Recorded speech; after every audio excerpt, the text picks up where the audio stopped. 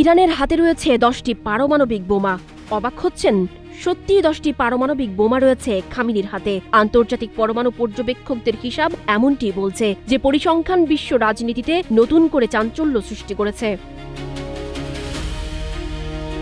ইরানের কাছে বর্তমানে এমন পরিমাণ উচ্চমাত্রায় সমৃদ্ধ ইউরেনিয়াম রয়েছে, যা থেকে অন্তত 10টি পারমাণবিক অস্ত্র তৈরি করা সম্ভব। 2025-এর জুন মাস নাগাদ ইরানের কাছে প্রায় 440 কেজি 60% সমৃদ্ধ ইউরেনিয়াম ছিল, যা পারমাণবিক অস্ত্র তৈরির জন্য 90% পর্যন্ত সমৃদ্ধ হওয়াই পর্যাপ্ত।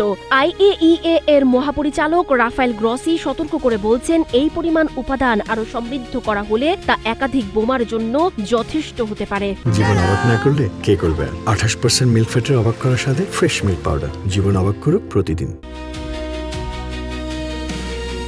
ইরানের এই ক্রমবর্ধমান সক্ষমতা যুক্তরাষ্ট্র ও ইসরায়েলের জন্য বড় চিন্তার কারণ হয়ে দাঁড়িয়েছে। মার্কিন প্রেসিডেন্ট ডোনাল্ড ট্রাম্প কড়া হুঁশিয়ারি দিয়ে জানিয়েছেন, ইরানকে কোনোভাবেই পারমাণবিক অস্ত্র অর্জন করতে দেয়া হবে না। এর প্রতিক্রিয়ায় যুক্তরাষ্ট্র ইতিমধ্যেই মধ্যপ্রাচ্যে তাদের সামরিক উপস্থিতি জোরদার করেছে।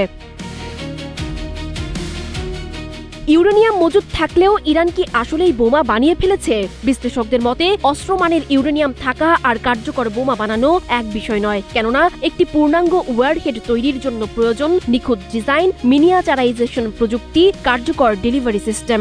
মার্কিন গোয়েন্দা সংস্থার মতে, এই ধাপগুলো ইরান সফলভাবে পার করেছে এমন কোনো নিশ্চিত প্রমাণ এখনো মেলেনি। ইরান আনুষ্ঠানিকভাবে পারমাণবিক অস্ত্রধারী রাষ্ট্র হওয়ার দাবি অস্বীকার করলেও তাদের ব্রেক আউট সক্ষমতা ও পরিদর্শন ব্যবস্থার সীমাবদ্ধতা বিশ্ববাসীর সামনে আতঙ্ক জিইয়ে রেখেছে। প্রযুক্তিগতভাবে তারা এই মারণাস্ত্রের কতটা কাছে, তা এখন সময়ের বড় ভূরাজনৈতিক ধাঁধা। সঞ্জিদা আফরিন, সোনিয়া, নাগরিক, প্রতিদিন।